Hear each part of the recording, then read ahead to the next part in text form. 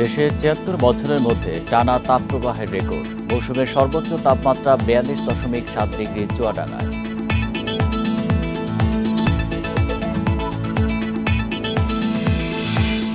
ফারাক্কার প্রভাবে ক্ষতিগ্রস্ত উত্তরাঞ্চলের ২ কোটি মানুষ। প্রাকৃতিক বিপর্যয়ের আশঙ্কা।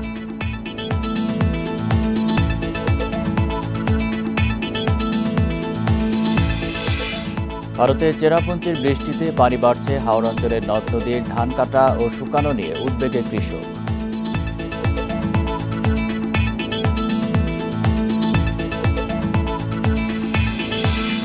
স্কুল ছাত্র মাহিনের মৃত্যুর ঘটনায় সিটি কর্পোরেশনের গাড়ি চালাচ্ছিল অন্য ব্যক্তি। দ্রুত বিচারের আশ্বাস মেয়রের।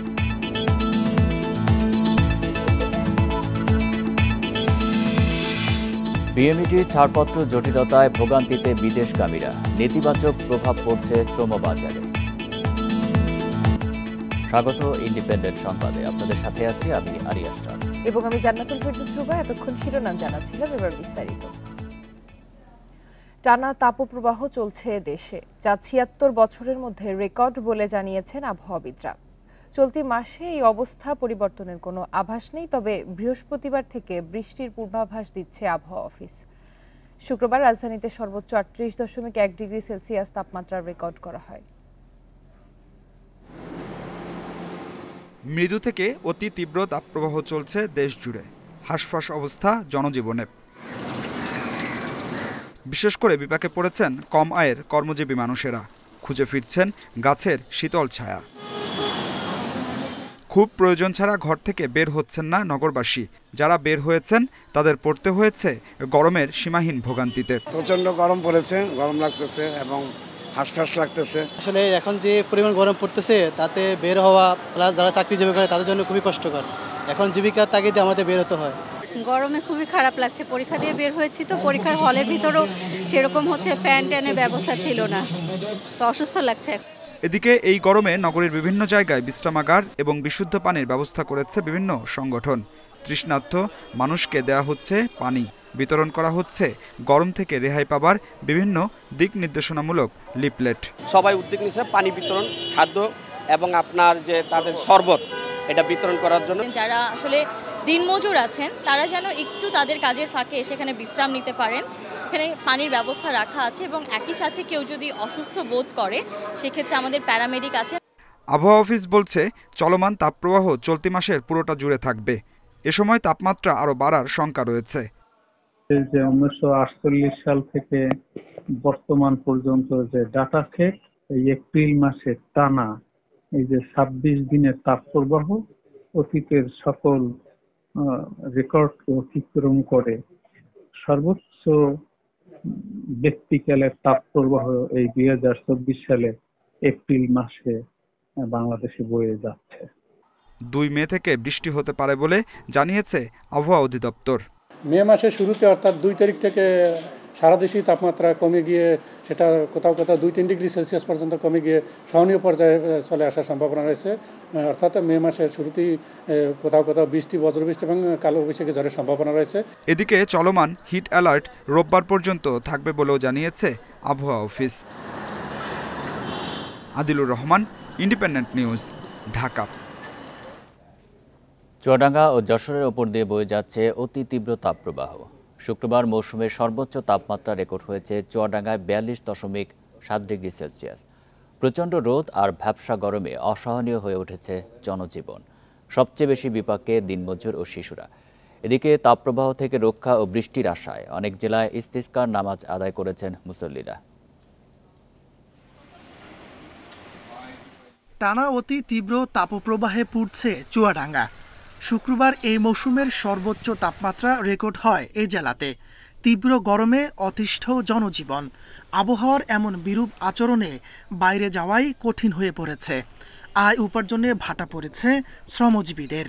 আবহাওয়ার খুব বিরূপ প্রক্রিয়া মনে হচ্ছে আমাদের জন্য। বেকার গরম, মানুষ কোনো ঘরে বেড়াতে পারছে না, খুব চলাফেরা খুব কষ্ট হয়ে যাচ্ছে আমাদের। পাবনায় বিশেষ প্রয়োজন ছাড়া ঘর থেকে বের হচ্ছেন না কেউ। দুপুরের পর থেকেই ফাঁকা থাকছে রাস্তাঘাট। কাম করা খুব জুলুম, বাড়াইছি খালি পেটের তাগিদ দেয়, একটা থাকারই জন্য পাকা রাস্তা দিয়ে। সেই রোদে যান অস্থির হয়, আসছে ছাড় আসছে না, রোদ প্রচন্ড গরম। একই অবস্থা খুলনা ও মেহেরপুরে। তীব্র গরমে বাইরে বেশিক্ষণ থাকতে পারছেন না মানুষ, যাত্রীও পাচ্ছেন না রিকশা ও ভ্যান চালকরা। গরম থেকে কিছুটা স্বস্তি পেতে অনেকে সড়কে পানি ছিটাচ্ছেন। সাধারণ মানুষ যারা রিকশা চালায়, সেন্টারিংয়ে কাজ করে, দিন মজুরি এক কথায়, তাদের খুবই কষ্ট হচ্ছে। এদিকে তাপপ্রবাহ থেকে রক্ষা ও বৃষ্টির আশায় বিভিন্ন জেলায় নামাজ আদায় করেছেন মুসল্লিরা। বৃষ্টির জন্য বিশেষ মোনাজাত করেন তারা। তাপস সরকার, ইন্ডিপেন্ডেন্ট নিউজ। আবহাওয়া পরিস্থিতি নিয়ে জানাতে চুয়াডাঙ্গা থেকে যুক্ত হচ্ছেন সহকর্মী মানিক আকবর। মানিক, গতকাল তো চুয়াডাঙ্গার সর্বোচ্চ তাপমাত্রা ছিল, আজকের পরিস্থিতি জানাবেন, কি পূর্বাভাস পাওয়া গেছে? আজকে সকাল 7টা থেকেই কিন্তু সূর্য কঠোরভাবে রোদ ছড়াচ্ছে এবং সূর্যের তাপের কারণেই মূলত সব শ্রেণী পেশার মানুষকেই তীব্র কষ্ট পেতে হচ্ছে সারাটা দিন। সকাল থেকে সন্ধ্যা পর্যন্ত থাকে রোদের তাপ, এরপরে সূর্য ডুবে গেলে তারপরে যেটা শুরু হয় সেটা হচ্ছে ভ্যাপসা গরম, এবং সেই ভ্যাপসা গরম চলে গভীর রাত অবধি। তো অস্বস্তিকর এই পরিস্থিতিতে চুয়াডাঙ্গাবাসীকে থাকতে হচ্ছে। চুয়াডাঙ্গার মানুষ যাদের খুব জরুরি প্রয়োজন তারা ঘরের বাইরে আসছেন। বিশেষ করে আমরা লক্ষ্য করেছি যে বেলা 12টার পর থেকে কিন্তু রাস্তাঘাট ফাঁকা হয়ে যাচ্ছে, এবং দুপুর 2টো, 2:30, 3টার পর থেকে একেবারেই মানুষ খুব প্রয়োজন না হলে ঘরের বাইরে আসছেন না। কিন্তু এই সময়েও একেবারেই যারা দিনমজুর শ্রেণীর মানুষ, কাজের প্রয়োজনে বাইরে আসতে হয়, তাদেরকে কাজ করতেই হয়। এবং বিশেষ করে যারা ভ্যান চালক, রিক্সা চালক, তারা কাজ করেন এবং তারা বলছেন যে এই রোদে তারা বেশিক্ষণ টিকতে পারছেন না। কখনো কখনো তারা কিছুটা সময় কাজ করার পর আবার কোনো গাছের ছায়ায় বিশ্রাম নেন, কিংবা কোনো ঠান্ডা জায়গায় গিয়ে বসে থাকেন কিছুটা সময়। আর তারা বলছেন যে তারা পর্যাপ্ত যাত্রী পান না, যে কারণে তাদের আয় উপার্জনও কমে গেছে। একই পরিস্থিতি আমি দেখেছি চুয়াডাঙ্গা সদর হাসপাতালে গিয়ে, সেখানে মানুষ অসুস্থ হয়ে হাসপাতালে আসছে। শিশু এবং ডায়রিয়া ওয়ার্ডে উপচে পড়া ভিড়, স্থান সংকুলন হচ্ছে না। ডায়রিয়া ওয়ার্ডের যে 4টি কক্ষ রয়েছে, সব কক্ষ রুগী ভর্তি। কখনো কখনো এই রুগীর চাপ বেড়ে গেলে বারান্দা পর্যন্ত রুগী আসছে, এবং সিঁড়ি দিয়ে যে দোতলায় উঠে সেখানে রুগী রাখতে হচ্ছে। আর শিশু ওয়ার্ডে যে ধারণ ক্ষমতা আছে তার চেয়ে বেশি রুগী থাকছে, এবং সেই রুগীর চাপও বাইরের বারান্দা পর্যন্ত চলে আসছে। তো সব মিলিয়ে চুয়াডাঙ্গার মানুষ কিন্তু আছে নিদারুণ কষ্টে। আপনি জানেন যে চলতি মাসের 12 তারিখের পর থেকে আজ অবধি চুয়াডাঙ্গায় টানা তাপপ্রবাহ চলে এসেছে। কখনো মৃদু, কখনো মাঝারি, কখনো তীব্র এবং কখনো অতি তীব্র। শেষের দিকে এসে এই সময়ে অতি তীব্র অবস্থায় দিন কাটাচ্ছে চুয়াডাঙ্গার মানুষ। এই অবস্থায় কষ্টে দিন কাটছে চুয়াডাঙ্গাবাসীর। চুয়াডাঙ্গা থেকে জানাচ্ছেন সহকর্মী মানিক আকবর। টানা তাপদাহ, তীব্র গরমের মধ্যে সিলেটে হয়েছে স্বস্তির বৃষ্টি, সাথে ছিল দমকা হাওয়া। শুক্রবার রাত 11টার দিকে সেখানে বৃষ্টি হয়। বিভিন্ন উপজেলায় হয়েছে কালবৈশাখী ঝড়ও। দাবদাহের মধ্যে এমন বৃষ্টি জনজীবনে এনে দিয়েছে কিছুটা স্বস্তি। প্রায় আধ ঘন্টায় 6 মিলিমিটার বৃষ্টিপাত রেকর্ড করা হয়েছে বলে জানিয়েছে স্থানীয় আবহাওয়া অফিস। এর আগে আবহাওয়া অফিস থেকে সিলেটে বৃষ্টির পূর্বাভাস দেওয়া হয়েছিল, তবে এতে তাপমাত্রা খুব একটা কমবে না বলেও জানানো হয়েছিল।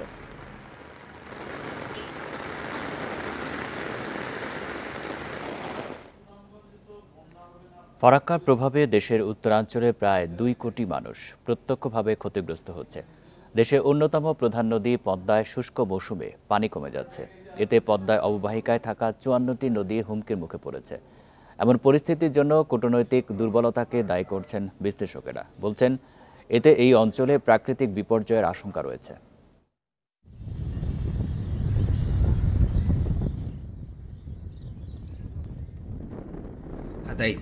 1977 সালে গঙ্গার পানি চুক্তি স্বাক্ষরের মাধ্যমে এর সমাধান খোঁজা হয়। যেখানে 80% পানি পাওয়ার কথা ছিল বাংলাদেশের, ছিল গ্যারান্টি ক্লজ। তবে 1982 সালে বাদ দেওয়া হয় গ্যারান্টি ক্লজ। সবশেষ 1996 সালে 30 বছর মেয়াদী গঙ্গা চুক্তিতেও তা বাদ পড়ে। চুক্তি অনুযায়ী জানুয়ারি থেকে মে পর্যন্ত 10 দিন পর পর 35,000 কিউসেক পানি পাবে উভয় দেশ। তবে বাঁধ দিয়ে আর খাল কেটে ভারত পানি প্রত্যাহার করায় মরতে বসেছে পদ্মা। একই সাথে নদী অববাহিকার 54টি নদী হুমকির মুখে, বলছেন গবেষকরা। 75 পরবর্তী যে ফারাক্কার যে প্রভাব, বিরূপ প্রভাব, এই কারণে আমাদের নদীগুলো শেষ হলো, এবং এটা প্রথম কারণ। দ্বিতীয় কারণ আমাদের পরিকল্পনা, ভুল পরিকল্পনা। পানি উন্নয়ন বোর্ড বলছে চুক্তি অনুযায়ী পানি পেলেও পদ্মার মতো বিশাল নদীর জন্য তা সামান্য। আর পরিবেশবিদরা বলছেন এর জন্য দায়ী কূটনৈতিক দুর্বলতা। এই ৩৫,০০০ কিউসেক পানি কিন্তু খুবই আসলে পদ্মার মতো হচ্ছে একটা বড় নদী আমাদের হচ্ছে, এটা খুবই নগণ্য। রাষ্ট্রীয়ভাবে আমরা এই কূটনৈতিক দক্ষতাটা আসলে দেখাতে পারিনি বলেই আমরা কিন্তু দিনকে দিন দেখেছি পদ্মার প্রবাহ ক্ষীণ থেকে ক্ষীণতর হয়েছে। বিশেষজ্ঞরা বলছেন এভাবে চলতে থাকলে বরেন্দ্র অঞ্চল মরুভূমিতে পরিণত হবে, ক্ষতিগ্রস্ত হবে 2 কোটি মানুষ। একসময়ের উত্তাল পদ্মা এখন পানি শূন্য, এর সাথে সংযুক্ত 27টি শাখা নদী এখন অস্তিত্ব সংকটে। 2025 সালে শেষ হচ্ছে 30 বছর মেয়াদী গঙ্গা চুক্তি। পদ্মা সহ যৌথ নদীগুলোকে রক্ষায় উদ্যোগ নিতে হবে খোদ সরকারকেই, বলছেন সংশ্লিষ্টরা। Mustafizur Rahman, independent news, Rajshahi. থাইল্যান্ডে শেখ হাসিনা শ্রেথা থাভিসিন শীর্ষ বৈঠক পাশ হলো অফিসিয়াল পাসপোর্টধারীদের জন্য ভিসা অব্যাহতি সংক্রান্ত চুক্তি ও 3টি সমঝোতা স্মারক। মুক্ত বাণিজ্য চুক্তির আগ্রহপত্রেও সই করেছে ব্যাংকক ঢাকা। মিলেছে রোহিঙ্গা প্রত্যাবাসনে বিমস্টেকের সহযোগিতার আশ্বাস। এ সময় থাই প্রধানমন্ত্রীকে বাংলাদেশ সফরের আমন্ত্রণ জানিয়েছেন শেখ হাসিনা। থাইল্যান্ড সফরের 3য় দিনে গভর্নমেন্ট হাউসে আসেন প্রধানমন্ত্রী শেখ হাসিনা। সেখানে তাকে স্বাগত জানান দেশটির প্রধানমন্ত্রী শ্রেথা থাভিসিন। এ সময় শেখ হাসিনাকে দেয়া হয় লাল গালিচা সংবর্ধনা, গার্ড অব অনার। পরে দ্বিপাক্ষিক বৈঠকে বসেন দুদেশের সরকার প্রধান। বৈঠকে সই হয় অফিসিয়াল পাসপোর্টধারীদের জন্য ভিসা অব্যাহতি সংক্রান্ত চুক্তি। পাশাপাশি জ্বালানি, পর্যটন ও শুল্ক সহযোগিতা নিয়ে সমঝোতা স্মারক সই হয়েছে 3টি। মুক্ত বাণিজ্য চুক্তির আগ্রহপত্র দিয়েছে ঢাকা। যৌথ সংবাদ সম্মেলনে এসে প্রধানমন্ত্রী শেখ হাসিনা জানান, থাইল্যান্ডকে অর্থনৈতিক অঞ্চল ও হাইটেক পার্কে বিনিয়োগের প্রস্তাব দেওয়া হয়েছে। আলোচনা হয়েছে সরাসরি জাহাজ চলাচল, হাসপাতাল ও ওষুধ খাত নিয়ে। চুক্তি সমঝোতার বিষয় ছাড়াও দ্বিপাক্ষিক স্বার্থ সংশ্লিষ্ট বিষয়ে কথা বলেছি আমরা। স্বাস্থ্যসহ নানা খাতে বিনিয়োগেরও আহ্বান জানিয়েছি। এছাড়া দুদেশের বিশেষায়িত বিশ্ববিদ্যালয়ের মধ্যে কৃষি, মৎস্য, ফুড প্রসেসিং বিষয়ে থাইল্যান্ডের সহযোগিতা চাওয়া হয়েছে।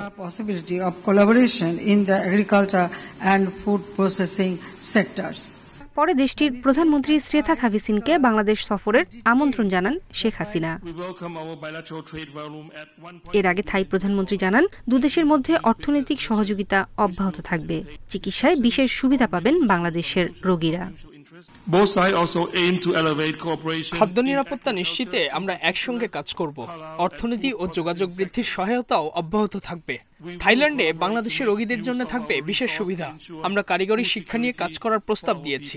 শিক্ষাক্ষেত্রে উন্নতি নিয়েও আলোচনা হয়েছে। এছাড়া প্রধানমন্ত্রী শেখ হাসিনা রোহিঙ্গা প্রত্যাবাসনে বিমস্টেকের সহযোগিতা চাইলে সব ধরনের সহায়তার আশ্বাস দেন থাইল্যান্ডের প্রধানমন্ত্রী শ্রেথা থাভিসিন। নূরে জান্নাত, ইন্ডিপেন্ডেন্ট নিউজ। উপজেলা নির্বাচন নিয়ে ইসির সংঘাতের শঙ্কা থাকলেও তেমন কিছু যেন না হয়, আওয়ামী লীগ সেই চেষ্টাই করছে বলে জানিয়েছেন দলটির সাধারণ সম্পাদক ওবায়দুল কাদের। তিনি বলেন, নির্বাচন নিয়ে দলের নির্দেশনা না মানলে সময়মতো ব্যবস্থা নেওয়া হবে। শুক্রবার সকালে ধানমন্ডিতে এক সংবাদ সম্মেলনে তিনি একথা বলেন। কাদের বলেন, পাকিস্তানের প্রধানমন্ত্রী বাংলাদেশের উন্নয়ন দেখলেও বিএনপি দেখে না। উপজেলা নির্বাচন নিয়ে বৃহস্পতিবার প্রশাসন ও আইন শৃঙ্খলা বাহিনীর সাথে বৈঠক করে নির্বাচন কমিশন। সেখানে মাঠ পর্যায়ে নির্বাচনে নানা চিত্র উঠে আসে। উপজেলা নির্বাচন ঘিরে সহিংসতার শঙ্কার কথা জানান সিএসি। বিএনপি সহ বিরোধী জোট নির্বাচন বর্জন করায় মাঠে আওয়ামী লীগের প্রতিপক্ষ এখন নিজ দলের প্রার্থীরাই। দলের সাংগঠনিক শৃঙ্খলা বজায় রাখতে তৎপর আওয়ামী লীগ। এমপি পলয় তৈরি করতে নিষেধ করেছে কেন্দ্র, কিন্তু সেটি মানছেন না অনেকে। এ বিষয়ে আবারও কঠোর হওয়ার হুঁশিয়ারি সাধারণ সম্পাদকের। দলের ব্যাপারে দলের নির্দেশনা মান্য হলে যা হবার সময় মতো ব্যবস্থা নেওয়া হবে, এই কথা কিন্তু আমি বলেছি। সংঘাত আশঙ্কা হয়তো করতে পারেন, তো সংঘাত যাতে না হয় আমাদেরও দায়িত্ব আছে, আমরা আমাদের প্রয়াস অব্যাহত। রাজধানীর ধানমন্ডিতে আওয়ামী লীগ সভাপতির কার্যালয়ে এই সংবাদ সম্মেলনে উঠে আসে চলমান নানা প্রসঙ্গ। ওবায়দুল কাদের বলেন, পাকিস্তানের প্রধানমন্ত্রীর কণ্ঠেও বাংলাদেশের উন্নয়নে নিখাদ প্রশংসা, যা শুনে দেশের বিরোধীদের লজ্জা পাওয়া উচিত। পাকিস্তান আজ বাংলাদেশের উন্নয়নের প্রশংসা করে, অথচ বাংলাদেশের বিরোধী দল উন্নয়ন দেখতে পায় না। তারা দিনের আলোতে রাতের অন্ধকার। জাতীয় সহ স্থানীয় নির্বাচন বয়কট করে বিএনপি রাজনৈতিক দল হিসেবে নিজেদের গুরুত্ব হারাচ্ছে। তার ফল দলটিকে ভোগ করতে হবে বলেও মন্তব্য করেন ওবায়দুল কাদের। বিএনপিকে ছাড়াই দেশের গণতন্ত্র, নির্বাচন ভালোভাবেই এগিয়ে যাচ্ছে। Ijazur Rahman, independent news, Dhaka. ভারতের চেরাপুঞ্জি বৃষ্টিতে পানি বাড়ছে হাওড়া অঞ্চলের নদ নদীর, তার সঙ্গে সুনামগঞ্জেও মাঝে মধ্যেই হচ্ছে বর্ষণ। এ অবস্থায় ধান কাটা ও শুকানো নিয়ে উদ্বেগে কৃষক। তবে আপাতত আগাম বন্যার কোনো সুযোগ দেখছে না পানি উন্নয়ন বোর্ড। কয়েকদিন ধরে সীমান্তবর্তী এলাকা ভারতের চেরাপুঞ্জিতে হচ্ছে বৃষ্টি, মাঝে মধ্যেই সে ঝটকা লাগছে সুনামগঞ্জে, এতে বাড়ছে নদ নদীর পানি। এদিকে এখানকার ছোট বড় 120 হাওরে পুরোদমে চলছে ধান কাটা। এ সময় বর্ষণে নদীর পানি বাড়ায় ধান কাটা শুকানো নিয়ে দুশ্চিন্তায় কৃষক। তৈরি হয়েছে ফসল তলিয়ে যাওয়ার শঙ্কা। মেঘবাদল হইলে আমরা ক্ষতি হইব, মনে করো না ধান কেরা আইব, ধান ফুকাইতে পারতাম না। ধান তো আমরা ডুবরা বাক্কা পানির তলে গিয়ে হারছে ফাঁকনা ধান, আরো দিলে তো আরো যাইব, আরো নষ্ট হইব। যে ধান কাটাইছি ধানত তো আমরা ফুকাইতে পারলাম না। যদি মেঘ দেয় তো আরো বেশি কষ্ট, সে তো আরো ধান রয়েছে, মেঘ হইলে আর ধানও কাটা যেত না। কৃষি বিভাগও বলছে 5 মের মধ্যে শেষ হবে ধান কাটা, তার আগে বেশি বৃষ্টি হলে দেখা দেবে সমস্যা। যে এরকমভাবে পানি বৃদ্ধি পেল আমাদের ফসলের ক্ষতি হবে বলে আমি মনে করি না, কারণ আগামী 7 দিন পর্যন্ত যদি অল্প অল্প করে পানি বৃদ্ধি পায় তাহলে আমরা সুনামগঞ্জের যে হাওরের ফসল 30 এপ্রিলের মধ্যে 95 বার কর্তন হবে। এদিকে চেরাপুঞ্জির বৃষ্টিতে নদ নদীর পানি বাড়লেও আপাতত বন্যার শঙ্কা দেখছে না পানি উন্নয়ন বোর্ড। যদি আগাম বন্যার মতো কোনো পরিস্থিতি সৃষ্টি হয় সেক্ষেত্রে আমরা যথেষ্ট প্রস্তুত আছি এবং আমরা আমাদের বাঁধগুলো এখনও সুরক্ষিত আছে এবং এতে আমরা আগাম বন্যা মোকাবিলা করতে পারবো। আগাম বন্যা দেখা দিলেও আমরা আশা কোনো ধরনের সমস্যা হবে না। সুনামগঞ্জে বোরোর আবাদ হয়েছে 2,23,407 হেক্টর জমিতে।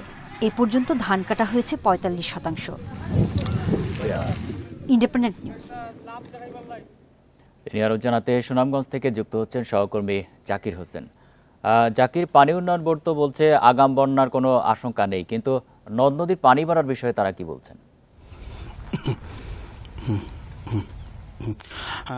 দেখুন, আমি কিছুক্ষণ আগে কথা বলেছি পানি উন্নয়ন বোর্ডের নির্বাহী প্রকৌশলী মামুন হাওলাদারের সাথে। তিনি আমাকে নতুন একটা তথ্য দিয়েছেন, সেটা হচ্ছে আগামী 29 এপ্রিল পর্যন্ত সুনামগঞ্জে এবং ভারতের চেরাপুঞ্জিতে বৃষ্টিপাত হবে, যার যথারীতি আমরা দেখেছি গতকালকে সারা রাত্রে কিন্তু বৃষ্টিপাত হয়েছে এবং এই বৃষ্টির ফলে একটা যে সমস্যা হবে সেটা হচ্ছে ভারতের চেরাপুঞ্জিতে যদি বৃষ্টিপাত হয় সেই বৃষ্টির পানি কিন্তু সুনামগঞ্জের নদ নদী দিয়ে পানি বৃদ্ধি পায়।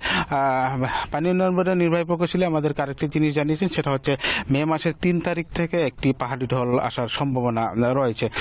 যেহেতু এখনো সুনামগঞ্জের হাওরে কিন্তু অনেক ধান রয়ে গেছে।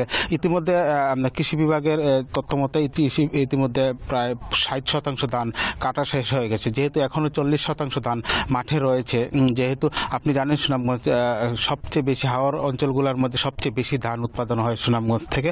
তো 60% ধান কিন্তু অনেক বেশি ধান। 40% যে বাকি রয়েছে সেই 40% এখনো কর্তনের বাকি রয়েছে। অনেক এই বৃষ্টির ফলে একটা সমস্যা হচ্ছে, সেটা হচ্ছে ধান শুকানো। আপনি ছবিতে নিশ্চয়ই দেখতে পাচ্ছেন মাঠে কিন্তু ধান কেটে তারা কৃষকরা মাঠে রেখেছে। এগুলা গত রাত্রে এবং থেমে থেমে সুনামগঞ্জে কিন্তু গত কয়েকদিন যাবৎ বৃষ্টিপাত হচ্ছে। এই বৃষ্টির ফলে ধান শুকাতে গিয়ে একটি বিড়ম্বনার সৃষ্টি হচ্ছে। সার্বিকভাবে আমরা দেখেছি যদি বৃষ্টিপাত এভাবে অব্যাহত থাকে ধান কাটার কোনো সমস্যা হবে না, কিন্তু ধান শুকানোটা নিয়ে সবচেয়ে বড় একটা বিড়ম্বনার হচ্ছে কৃষকদের। আর ইতিমধ্যে যেহেতু 60% ধান কাটা হয়ে গেছে, যেহেতু এখন বর্তমানে সনাতন পদ্ধতির চাইতে হারভেস্টার মেশিনের মাধ্যমে ধান কাটা হচ্ছে, তো আমরা প্রতিদিনই কিন্তু ধান কাটার যে পার্সেন্টেজ সেটা কিন্তু প্রতিদিনই বাড়ছে। মেশিনের সাহায্যে ধান কাটার ফলে কিন্তু সুনামগঞ্জের ধান দ্রুত কাটা সম্ভব হচ্ছে। আর কৃষি বিভাগের জেলা কৃষি সম্প্রসারণ অধিদপ্তরের উপপরিচালক বিমল চন্দ্র সোমের সাথে আমি কথা বলেছিলাম। তিনি আমাকে জানিয়েছেন ৫ মের মধ্যে ধান কাটা ৯৫% শেষ হয়ে যাবে। তারপরে যদি পাহাড়ি ঢল আসে, অর্থাৎ নদীতে পানি বৃদ্ধি এখন যেভাবে বৃদ্ধি পাচ্ছে সেভাবে বৃদ্ধি পেলে কিন্তু ঢল আসার একটা সমূহ সম্ভাবনা আছে। আমরা দেখেছি বিগত বছরগুলোতেও আমরা দেখেছি, বিগত দিনগুলো দেখেছি এইভাবে পানি বৃদ্ধি পেতে পেতে কিন্তু একটা সময় পাহাড়ি ঢল হয় এবং পাহাড়ি ঢল হওয়ার পরে ফসল ক্ষতি হয়। তো এবছর যেহেতু দ্রুত ধান কাটা শেষ হয়ে যাচ্ছে সেহেতু ধান কাটা নিয়ে খুব একটা শঙ্কা নেই, কিন্তু ধান শুকানো নিয়ে অনেকটাই এখন পর্যন্ত বিড়ম্বনার শিকার হচ্ছে কৃষকরা। তো সার্বিকভাবে বলতে পারি এই ছিল আমার কাছে সুনামগঞ্জের হাওরের ধান কাটা এবং শুকানোর সর্বশেষ খবরাখবর। সুনামগঞ্জ থেকে জানাচ্ছেন সহকর্মী জাকির হোসেন। চট্টগ্রাম প্রকৌশল ও প্রযুক্তি বিশ্ববিদ্যালয় চুয়েটে আগামী ৯ মে পর্যন্ত একাডেমিক কার্যক্রম বন্ধ ঘোষণা করেছে কর্তৃপক্ষ। এদিকে সিন্ডিকেট সভার এ সিদ্ধান্ত প্রত্যাখ্যান করে বিক্ষোভ করেছে শিক্ষার্থীরা। শুক্রবার সন্ধ্যায় একাডেমিক কাউন্সিলের এক সভায় ৯ মে পর্যন্ত বিশ্ববিদ্যালয়ের একাডেমিক কার্যক্রম বন্ধ ঘোষণা করা হয়। ১২ মে থেকে শুরু হবে ক্লাস। এদিকে এই ঘোষণার পরে বিক্ষোভ করেন শিক্ষার্থীরা। এ সময় তারা আন্দোলন চালিয়ে যাওয়ার ঘোষণা দেন। এর আগে সড়ক দুর্ঘটনায় 2 ছাত্র নিহতের ঘটনায় সোমবার সন্ধ্যা থেকে আন্দোলন শুরু করে শিক্ষার্থীরা। বৃহস্পতিবার প্রশাসনের আশ্বাসের পর আন্দোলন স্থগিত করা হয়।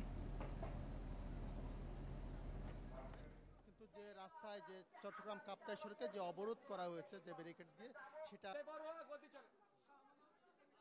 চিৎকার করছেন। এই প্রেক্ষিতে অনেক কিছুটা সময় এখানে আসলে রাজধানীর মুগদায় দক্ষিণ সিটি কর্পোরেশনে যে ময়লার গাড়ির ধাক্কায় একজন নিহত হয়েছে সেটি মূল চালকের পরিবর্তে আরেকজন চালাচ্ছিলেন, এমন দাবি মেয়র শেখ ফজলিনুর তাপসের। সিটি কর্পোরেশনের চালক মোহাম্মদ কামালের সঙ্গে অবৈধ চুক্তিতে গাড়িটি চালিয়ে দুর্ঘটনা ঘটান রুবেল নামের সেই ব্যক্তি। এই ঘটনায় কামালের বিরুদ্ধে ব্যবস্থা নেওয়ার হুঁশিয়ারি দিয়েছেন মেয়র। রাজধানীর মুগদায় স্কুল ছাত্র মাহিনের স্বজনদের আহাজারি যেন থামছেই না।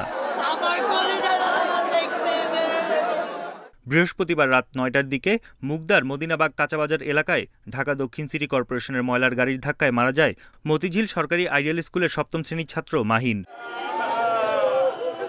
শুক্রবার বিকেলে ঢাকা মেডিকেল থেকে মরদেহ নেওয়া হয় বাসার সামনে। এ সময় মাহিনের মৃত্যুর জন্য দায়ী সবারই বিচারের দাবি করেন স্বজনরা। হাত কাটার পরে যদি নেওয়া যায়, শুধু ঢাকা মেডিকেল না, তাহলে এত বড় মেডিকেল কি করতে রাখছে?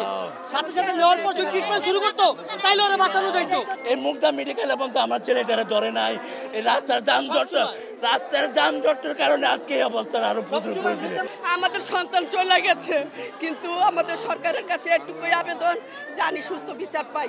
সন্ধ্যায় মাহিনের বাসায় যান ঢাকা দক্ষিণ সিটি কর্পোরেশনের মেয়র। এ সময় স্বজনদের সমবেদনা জানিয়ে এ ঘটনায় দ্রুত ব্যবস্থা নেওয়ার আশ্বাস দেন তিনি। আমাদের নির্ধারিত গাড়ি চালক সে নিজে গাড়ি না চালিয়ে সে আরেকজনকে ভাড়া দিয়ে গাড়ি চালিয়েছে, এটা অত্যন্ত অন্যায় এবং এই প্রেক্ষিতেও আমরা কঠোর ব্যবস্থা নিব এবং এরকম যারা এখনও যে সকল গাড়ি চালক এরকম কোনো রকম পায়তারা করবে তাদের সকলের বিরুদ্ধে আমরা কঠোর ব্যবস্থা নিব, যাতে করে এরকম না হয়। ঘটনার পরই গাড়িটি সে সময়ের চালক রুবেলকে আটক করে পুলিশে সোপর্দ করে স্থানীয়রা। পরে তার বিরুদ্ধে মামলা করেন নিহত মাহিনের বাবা। সড়ক পরিবহন আইন 2018-র 105 ধারায় মামলা নিয়েছি। এই ধারায় কোনো দুর্ঘটনাজনিত কারণে কারো মৃত্যু হলে এই ধারায় মামলা হয়, আমরা এই ধারায় মামলা নিয়েছি। এবং আসামি যাকে ধরা হয়েছে সে গাড়ি চালিয়েছিল, সে অ্যাকচুয়ালি কিন্তু গাড়ির ড্রাইভার না। গত 3 বছরে ঢাকার 2 সিটি কর্পোরেশনের ময়লার গাড়ির চাপায় মারা গেছেন 13 জন। বন ইবনে কামাল, ইন্ডিপেন্ডেন্ট নিউজ, ঢাকা। ফরিদপুরের মধুখালী মন্দিরে আগুন দেওয়ার অভিযোগে 2 জনকে পিটিয়ে হত্যার ঘটনায় ডুমাইন ইউনিয়নের চেয়ারম্যান শাহ আসাদুজ্জামান তপন ও ওয়ার্ড মেম্বার অজিত কুমারের সম্পৃক্ততা পাওয়া গেছে। শুক্রবার সন্ধ্যায় এক সংবাদ সম্মেলনে একথা জানান জেলা প্রশাসক কামরুল আহসান তালুকদার। বলেন, তাদের ধরতে আইনশৃঙ্খলা বাহিনী বিভিন্ন জায়গায় অভিযান পরিচালনা করছে। তারা অবস্থান পরিবর্তন করায় ধরতে বেগ পেতে হচ্ছে। এরই মধ্যে এয়ারপোর্ট ও বর্ডারে রেড অ্যালার্ট জারি করা হয়েছে। তাদের ধরিয়ে দিতে পারলে পুরস্কারও দেওয়া হবে বলে জানান জেলা প্রশাসক।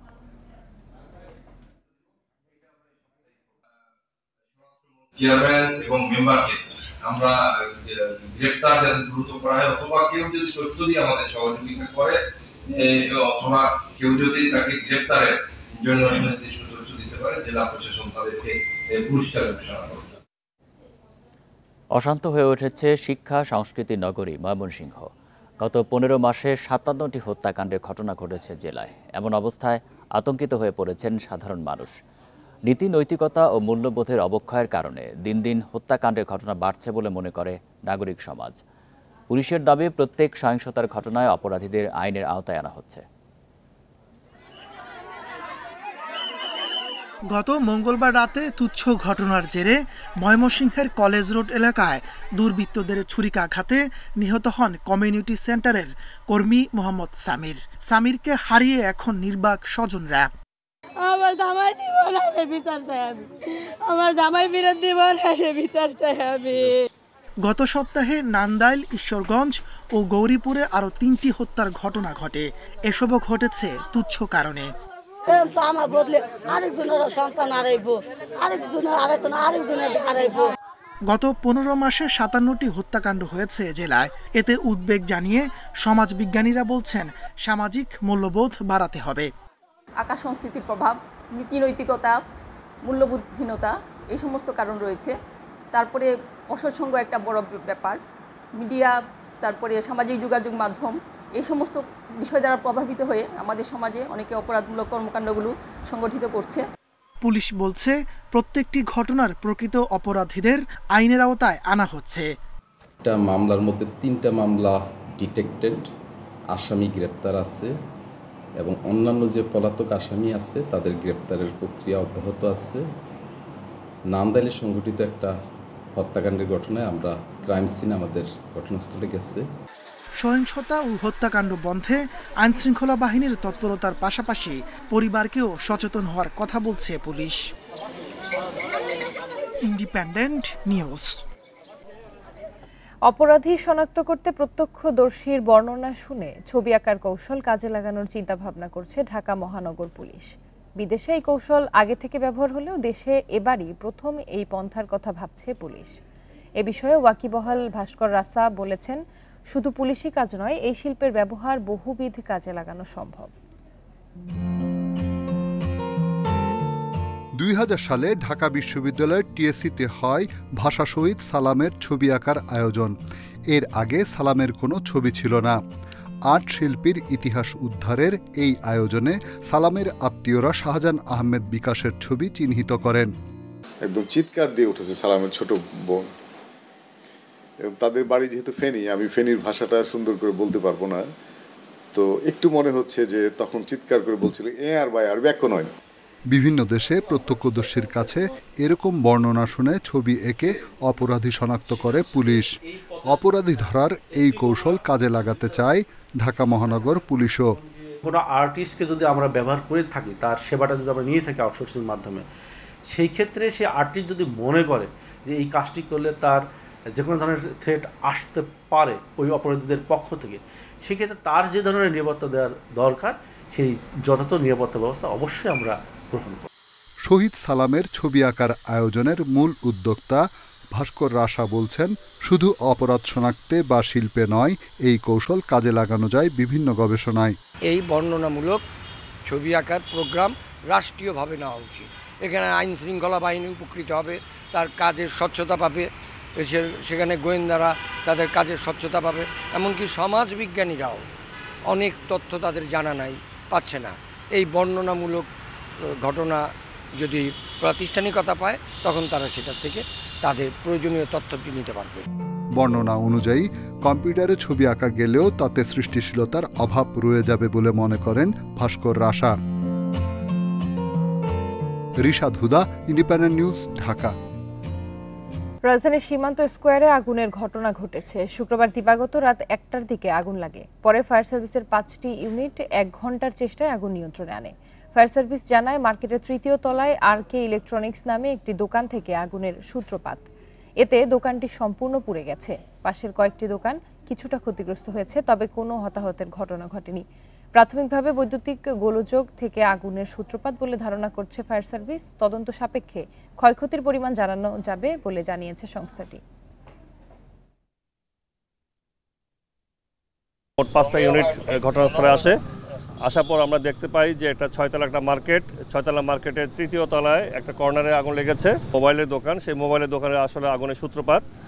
তো এই আগুন লাগার যে সম্ভাব্য কারণ আমরা প্রাথমিকভাবে ধারণা করছি, এখনও ফাইনাল কনফার্ম না একদম, তবে ধারণা করছি বৈদ্যুতিক গোলযোগ থেকে আগুনের সূত্রপাত হতে পারে। রাজধানী খিলগাঁওয়ের একটি বাসা থেকে জবা আক্তার জুথি নামে এক গৃহকর্মীর ঝুলন্ত মরদেহ উদ্ধার করেছে পুলিশ। এই ঘটনায় গৃহকর্তা সফটওয়্যার ইঞ্জিনিয়ার শাকিনুল আলম ও তার স্ত্রী চিকিৎসক নুরি জান্নাতকে জিজ্ঞাসাবাদের জন্য আটক করেছে পুলিশ।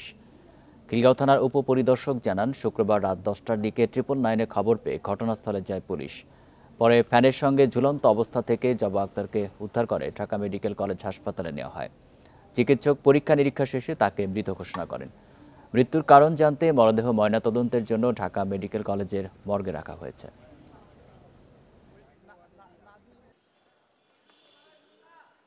আমরা ঝুলন্ত অবস্থা লাশটা পেয়েছি আর কি। পরে লাশের সিমটম দেখলাম আমরা, ফাঁসি পোস্টমর্টমের জন্য ঢাকা মেডিকেল মর্গে পাঠিয়ে দিয়েছি আর কি। এখন পোস্টমর্টম হবে, পরবর্তীতে এটা আইনি প্রক্রিয়া যেটা হয় সেটা হবে। যাদের বাসায় থাকতেন ওনাদেরকে ডাক্তার এবং ওনার হাজব্যান্ডকে আমরা জিজ্ঞাসাবাদের জন্য আবার থানায় নিয়ে আসছি আর কি। জনশক্তি কর্মসংস্থান ও প্রশিক্ষণ ব্যুরো বিএমইটির ছাড়পত্র জটিলতায় ভোগান্তিতে প্রবাসীরা। বিশেষ করে ইউরোপ গমনেচ্ছুদের দুর্ভোগ পোহাতে হচ্ছে দূতাবাসের সত্যায়ন পেতে। এতে ভিসার মেয়াদ উত্তীর্ণ হওয়ার পাশাপাশি নেতিবাচক প্রভাব পড়ছে শ্রম বাজারেও। বিশেষজ্ঞরা বলছেন, সংকট সমাধানে প্রবাসী কল্যাণ ও পররাষ্ট্র মন্ত্রণালয়ের সমন্বয় খুবই জরুরি। কর্মসংস্থান ভিসায় বিদেশ যাওয়ার অন্যতম শর্ত জনশক্তি কর্মসংস্থান ও প্রশিক্ষণ ব্যুরোর ছাড়পত্র। এতে গন্তব্য দেশের কর্মস্থান সম্পর্কে অনেকটা নিশ্চিত হওয়া যায়, ঠেকানো যায় মানব পাচার। ছাড়পত্র পেতে চাহিদাপত্রে সংশ্লিষ্ট দেশে বাংলাদেশ দূতাবাসের সত্যায়ন নিতে হয়। তবে আগে সত্যায়ন ছাড়াই ছাড়পত্র মিললেও বর্তমানে এ নিয়মে কঠোর বিএমইটি।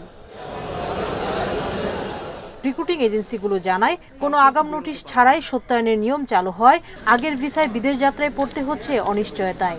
3 মাস হয়ে যায়, 2.5 মাস হয়ে যায়, তারপরেও আমাদের এইটে নাই ওইটে নাই এইভাবে করে আমাদের বিশেষ করে রোমানের ক্ষেত্রে এখনও আপনার স্মার্ট কার্ড, যেটা বিএমইটি স্মার্ট কার্ড পাচ্ছে না। দলগত ভিসার যে পদ্ধতিটা, যেটা অনেক লম্বা প্রসিডিউর, এম্বাসি থেকে সত্যায়ন করে এনে তারপরে মন্ত্রণালয় থেকে পারমিশন নিয়ে তারপরে কাজগুলা মূলত সরকার এভাবে করতে বলতেছে। এ বিষয়ে বিএমইটির মহাপরিচালক জানান, কোনো কোনো দূতাবাসের সাহায্য করার মানসিকতা নেই। গোটা পদ্ধতি ডিজিটালাইজড হওয়া দরকার। ছাড়পত্র সংকটে হুমকির মুখে শ্রমবাজার, বলছেন জনশক্তি রপ্তানিকারকরা। কর্মীরা যদি তাদের চাহিদা, তাদের ভিসা সংগ্রহ করে আমাদের সংশ্লিষ্ট কর্তৃপক্ষের অনুমতি না পায়, আইনি জটিলতার মধ্যে পড়ে, তাহলে এটা আমাদের জন্য ক্ষতিকর হবে।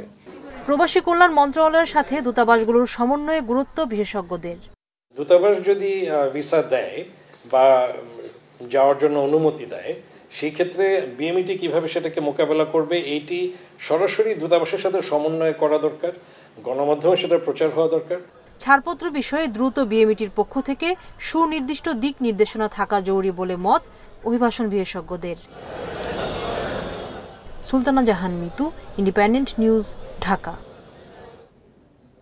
গরুর মাংসে বাড়তি দামের জন্য এবার দানাদার খাদ্য নির্ভরতাকে দুষছে মন্ত্রণালয়। তারা বলছে, এজন্য গরু প্রতি মাসে খরচ 13,000 টাকার বেশি। তবে ঘাস নির্ভর পালনে মাংসের কেজি 5 থেকে 600 টাকায় নামিয়ে আনা সম্ভব। এখন সেদিকে সরকার নজর দিচ্ছে বলে জানিয়েছেন মন্ত্রী। রাজধানীতে বাজারভেদে গরুর মাংসের কেজি 750 থেকে 800 টাকা। কম আয়ের মানুষের কাছে আমিষের এই উৎস এখন বিলাসিতা। শত চেষ্টায়ও দাম নিয়ন্ত্রণে না আসার কারণ হিসেবে গরুর বাড়তি দামের কথা বলছেন ব্যবসায়ীরা। মাল হানতে গেলে বলে, হাটে গৃহস্থেরা বলে আমাদের খাবার দাম অনেক চড়া, আমরা সস্তা দিতে পারবো না। বিশ্ববিদ্যালয়ে পড়া শেষ করে খামার করেছেন মিনহাজ মুরাদ। কোরবানির ঈদ সামনে রেখে প্রস্তুতি নিচ্ছেন তিনি। তার মতো উদ্যোক্তাদের প্রধান দুশ্চিন্তা দানাদার খাবারের দাম নিয়ে। 50 কেজি ভুসি আমি কিনতাম 35 টাকা করে, এখন এই কুরবানির ঈদের সামনে সেই ভুসিটা হয়ে গেছে 60 টাকা কেজি। 1 লাখ টাকার ধরেন এই দানাদার খাদ্য খাওয়াই প্রতি মাসে। গাছ তো আমাদের খেতে আছে, খেয়ার ধরেন আমরা কিনে আনি। 30 থেকে 32 টাকার ভিতরেই আমি কাভার করতে পারতাম, কিন্তু এখন দানাদার খাদ্যের দাম প্রচুর বেড়ে গেছে। গরু প্রতি দিনে দানাদার খাবার লাগে 8 থেকে 12 কেজি। এতে মাসে খরচ 13,000 টাকার বেশি। বাড়তি এই খরচের চাপ শেষ পর্যন্ত পড়ে ভোক্তার কাঁধে। এ প্রশ্নে সংশ্লিষ্টরা বলছেন, দেশে আবহমান কাল থেকেই পশুপালন ঘাস নির্ভর, দানাদার খাবার নির্ভর নয়। দানাদার খাবারে পশু দ্রুত মোটাতাজা হলেও বাড়ে চর্বির পরিমাণ, এতে স্বাস্থ্য ঝুঁকিও দেখছেন তারা। দানাদার খাদ্য খাওয়ায় আপনি অ্যানিম্যাল থেকে যে প্রোডাক্ট পাবেন সেটা স্বাস্থ্যসম্মত হবে না। স্বাস্থ্যসম্মত প্রোডাক্ট পাইতে গেলে এটাকে অবশ্যই সবুজ ঘাস বা রাফেজ বেসড ফিডিং যেটা, সেটার দিকে যেতে হবে। খাদ্য খরচ আপনি যদি এই 70 টাকা থেকে 35 টাকা 40 টাকায় নিয়ে আসতে পারেন, অবভিয়াসলি এখানে মাংসের দাম ড্রাস্টিক্যালি এই 500-600 টাকার ভিতরে নিয়ে আসা সম্ভব। আকারভেদে গরু প্রতিদিনে ঘাস লাগে 15 থেকে 25 কেজি। তা যোগান দিতে পারে উচ্চ ফলনশীল নেপিয়ার, ভুট্টা, জাম্বু ও জার্মান ঘাস। অল্প জমিতে আবাদেই তা দিয়ে সারা বছরের পশুখাদ্য নিশ্চিত করা সম্ভব। এখন এ নিয়ে কাজ করছে মন্ত্রণালয়। 10% জায়গায় যদি কেউ ঘাস চাষ করে, তাহলে 10-20টা 15টা গবাদি পশু নিয়ে যে ফার্মগুলো আছে তার খাবার যোগান দেওয়া সম্ভব, এবং সেই খাবারের মানও গ্রিন যে একটা কি বলে যে ফ্লেভার, সেটা থাকবে। সারা দেশে ঘাস নির্ভর পশুপালন শুরু হলে দানাদার খাদ্য নির্ভরতা অর্ধেকের নিচে নেমে আসবে। এতে মাংসের দাম নাগালে আসবে বলে আশা করছে মন্ত্রণালয়। Ijazur Rahman, independent news, Dhaka. তীব্র তাপপ্রবাহের কারণে এবার ধানের ফলন কমার আশঙ্কা করছেন কৃষকেরা। কৃষিবিদরাও বলছেন, আগামী 10-12 দিনের মধ্যে তাপমাত্রা সহনীয় না হলে দেরিতে লাগানো ধানের ফলন বিপর্যয় হতে পারে। এ অবস্থায় উত্তরাঞ্চল সহ বিভিন্ন এলাকায় বোরো উৎপাদনের লক্ষ্যমাত্রা পূরণ হওয়া নিয়ে দেখা দিয়েছে সংশয়। কৃষি বিভাগের হিসাবে এবার সারা দেশে 3,74,68,000 বিঘাতে বোরোর আবাদ হয়েছে, যেখান থেকে ধান উৎপাদনের লক্ষ্য 2,21,57,000 টনেরও বেশি। বগুড়া সহ বিভিন্ন এলাকার উপর দিয়ে বয়ে যাওয়া তীব্র দাবদাহের প্রভাব পড়তে শুরু করেছে বোরো ক্ষেতে। কিছু এলাকায় ধান কাটা মারাই শুরু হলেও বিঘা প্রতি গত বছরের তুলনায় ফলন কমেছে 2 থেকে 3 মণ। যে জায়গায় 1 বিঘাতে 25-26 মণ ধান পেয়েছিলাম, কিন্তু এবার দেখা যাচ্ছে 23-24 মণ ধান হচ্ছে। পাইছি হলো 23 মণ ধান, আগের বার ছিল 26 মণ ধান। এবার মনে হয় সম্ভবত ওয়েটারের কারণে, তাপমাত্রার কারণে ফলন হয়তো কম হয়েছে। তীব্র তাপে পরাগায়ন সমস্যার কারণে প্রভাব পড়ছে বোরো ধানের ফলনে। বিশেষ করে আলু সরিষা তোলার পর দেরিতে লাগানো ফসলের ক্ষতিই হচ্ছে বেশি। এসব ধানের ফলন অন্তত 40 ভাগ কমতে পারে বলছেন কৃষি গবেষকরা।